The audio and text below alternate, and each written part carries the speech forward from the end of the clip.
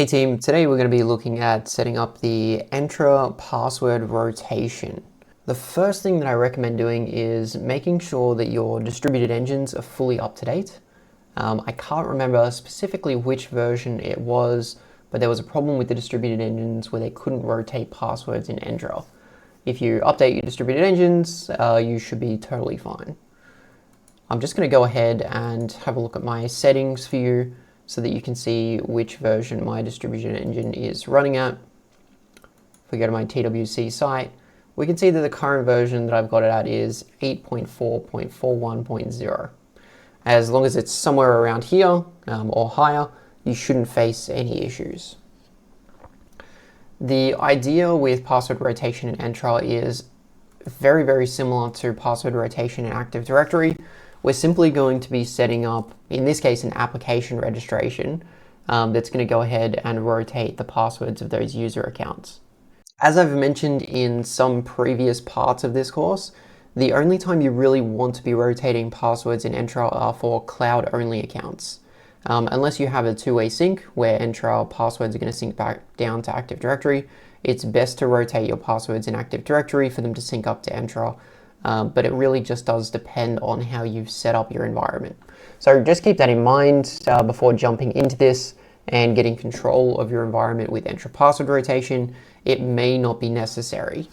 The primary use case that I see my customers using this feature for is simply to rotate passwords of global administrators that are cloud only. So the global administrators simply exist only in Entra and not on premise. Your environment may operate like this or may not, but just be wary of that sync back that I was talking about. So the first step that I've got here in the guide is to create a new application registration. So I'm just going to go to my app registrations here and create a new one. And we're just going to be calling this something relevant. Now I'm going to call this number 2 because I've already created one in this environment in the documentation. And I'm going to go register. Now that the application has been registered, we're going to go over to certificates and secrets in this left bar. You'll notice that there's no client secrets available at the moment, and we're going to create a new client secret. I'm going to give this a quick description.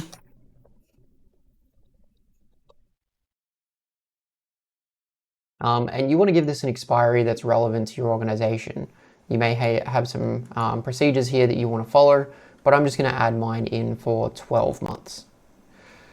Now, these values will actually get hidden very shortly. So if you go away from this page and come back, you might find that they're not there anymore. So what I'm going to do is I'm just going to copy these over into a little notepad. And I'm just doing this on my other screen. And you can see the values are here. So once you've got a copy of those, we can move to the next steps. We're going to go down to API permissions here. Now, these are the basic permissions that will be needed within your organization so that the Graph API can talk to Delinea or your distributed engine and make the changes that you need. Now, there's not too many changes that we need to make sure of because we've already got user read here, but we just want to go and add a new permission. Select Microsoft Graph. We want to choose a delegated permission. And the permission that we're looking for is the directory.access as user.all. Whoops. We'll just tick on this permission here and go add permissions. Now, you'll notice that the status here is not granted for default. Any of these privileged API permissions within your environment are going to need to be granted consent. And this granted consent needs to be done by a global administrator. So if you're a global administrator, such as I am at the moment, you just click grant global consent, admin consent, and it'll get granted. If not, you're going to have to put a request in just to get that approved. So now that we have all of the permissions that we need for the API, we're going to actually have to add a role to this app registration. So I've called it Entra password rotation 2. And the role is going to be enough permissions so that you can rotate a password in Entra. So just like global administrators can rotate passwords, we're going to be adding a role similar to that so that password rotation can take place. If I go into roles and admins down here, we're going to come across a bunch of different roles. Now, if you just want to go ahead and make this global administrator, that's up to you. But the privileged authentication administrator should be enough privileges in your environment so that you can rotate regular users and also privileged users. So there are some users in Entra and in Active Directory, although the permissions are called two different things, that you might be able to rotate user accounts, but you can't rotate passwords of privileged accounts. The privileged authentication administrator can access, view, set, and reset authentication methods for admins or non-admins. So applying this level of permissions should be enough so that you can rotate those passwords. As I've mentioned in other parts of this tutorial, your environment is specific. So if you've added custom roles and made changes, this might not be enough. Best thing to do is talk to your Entra team or your AD team to make sure that this is a relevant permission. In here, we're going to be searching for the name of the application registration that I've just created and choosing the application registration to add to this role. Awesome. We've got enough API permissions and permissions from a role assignment perspective that we can now use this as an application to rotate passwords. The next step is actually getting this into Secret Server. So I've created an Entra ID password rotation folder where you can see I have a regular user here that we're going to rotate the password of, and I have my old Entra ID password rotation application. What I'm going to do is I'm going to add another one of these because this is the second one that I've made, as I mentioned earlier. And you'll notice that the secret template is the Azure Application Registration. So when I create my secret, I just need to make sure that we choose the Azure Application Registration.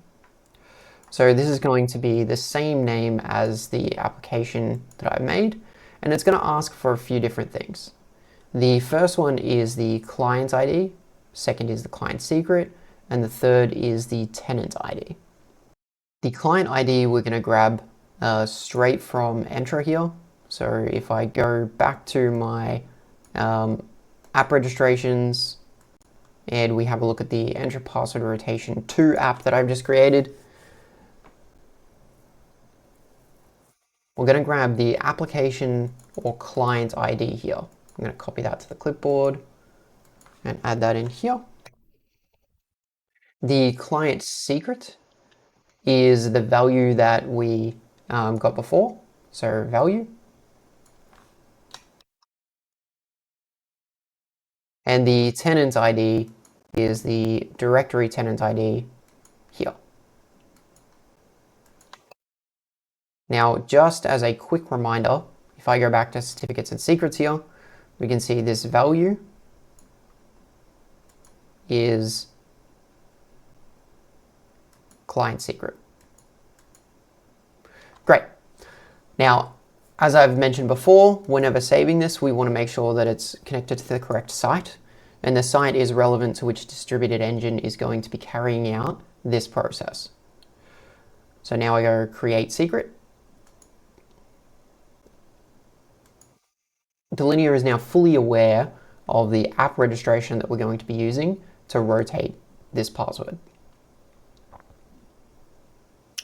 So if I go Entra ID password rotation, we can see that regular John here is just an Entra ID user account, and he's been added under this secret template. So instead of using a Active Directory template or similar, you want to make sure that when you're adding Entra users, you use the correct secret template. I'm going to click on regular John here, and I'm going to go over to the remote password changing tab. And you can see here it gives you a warning that a privileged account and an Azure application registration need to be used to verify the password on this account. So there won't be any heartbeat, there won't be any password changing unless you have registered an application with the configuration that we've just done. So as a test, I'm just going to hit edit here, and we're going to choose privileged account credentials. And the credentials that we're going to choose are the Entra password rotation 2 credentials that we just created, the Azure application we just created. I'm going to put it on an auto change schedule, and I'm going to do this once a day. We've done this before in previous modules, so I'm just going to walk through this and hit save. Now that we've saved it, we've got the heartbeat and change password now option. I'm going to go ahead and change password now. I'm going to use a randomly generated password, and we'll see if this test is successful.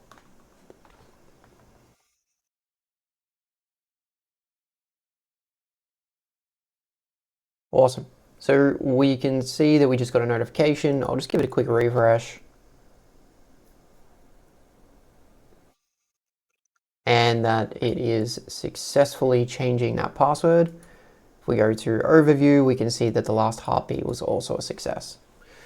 So if you follow this guide from start to finish and configure that application registration, make sure that when you do remote password changing, you assign it to the application registration that we created in Delinea, as well as it's basically the service account that's going to be changing these passwords. Ensure that you use the right secret templates, that your distributed engine is up and working, and it should all function correctly. Great, I hope that helps.